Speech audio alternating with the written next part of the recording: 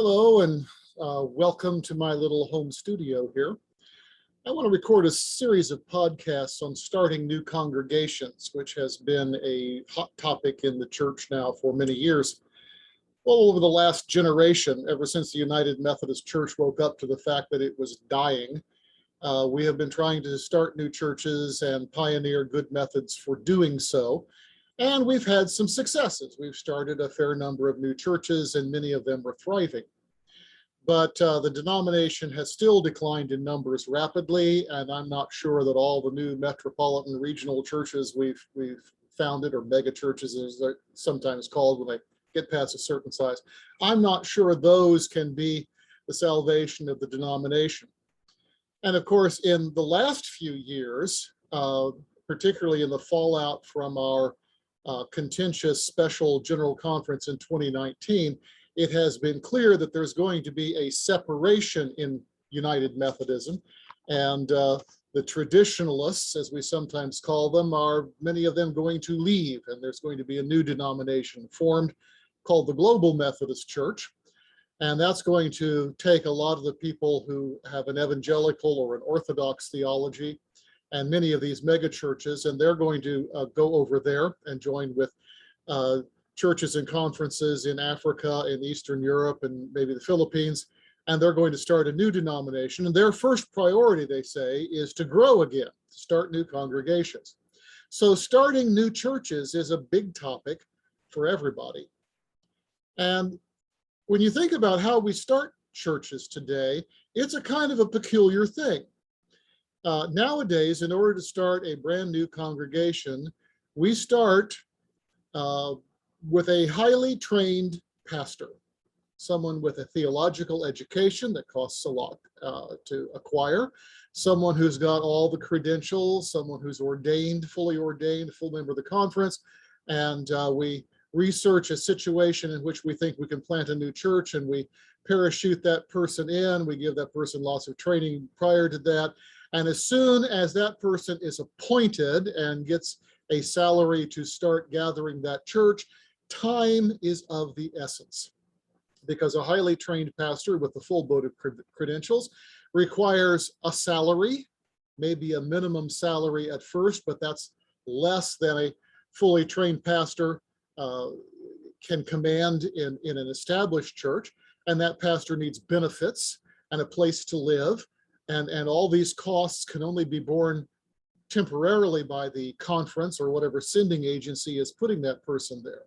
And so gathering a congregation and getting them committed and giving requires a plan for doing so, a plan for a meeting place, to afford staff and a building and so forth means you have to have a lot of giving, which requires a lot of people very quickly. You have to assume by the time you're done launching this thing, it's going to be a medium to large congregation. Assume a minimum of 300 members or 300 in attendance. And if they're all going to have a place to park and a place to meet for their various activities, you're going to have several acres in a high-cost location, probably a new subdivision or a major artery in an urban area or something. You're going to have a building big enough to house that many people and all the other stuff going on. And when you're setting out to do that, you don't want to think too small. Always think bigger. Think that ultimately you're going to have multiple staff and lots of program going on 7 days a week, lots of facilities, maybe a preschool, probably a gymnasium, and so forth. And all this means that we expect to launch a successful medium-sized business with a high cash flow in a very short amount of time. And we can't afford to fail, because we can't just blow this money on anything. We got to get a return on this if we can going to keep doing it. And this kind of bucks the trend of how to start a new business, particularly one that involves gaining the loyalty of people. Take, say, new restaurant formation. You may be the best chef around, and you've got a great business plan, and you've got some good backing and so forth. But the ugly fact is, no matter how good you are, half of all new restaurants fail in their first year. And even the ones that make it past their first year and may go on to become long-term successes often don't make any money for the first several years. You have to have enough backing to lose money for several years to eventually establish yourself. And a lot of businesses are like that. We expect business failures, and you learn and you try it again.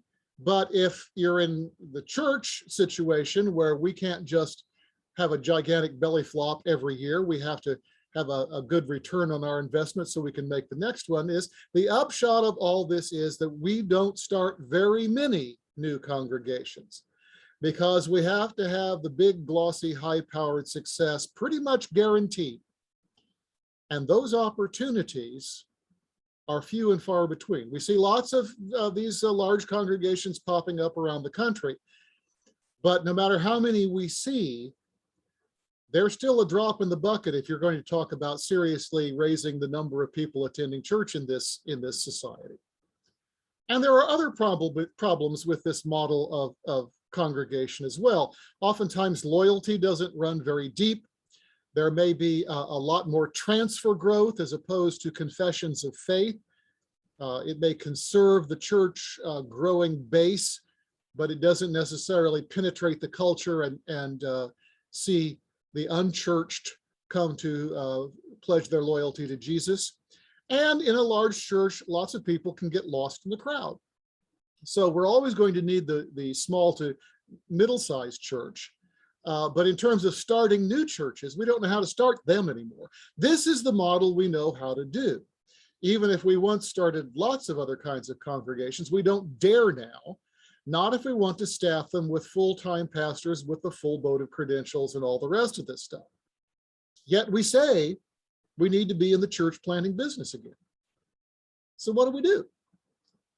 Well, many long years ago, when I was a student in seminary, one of my favorite courses I took was a readings course in the evangelization of Northern Europe in the Dark Ages.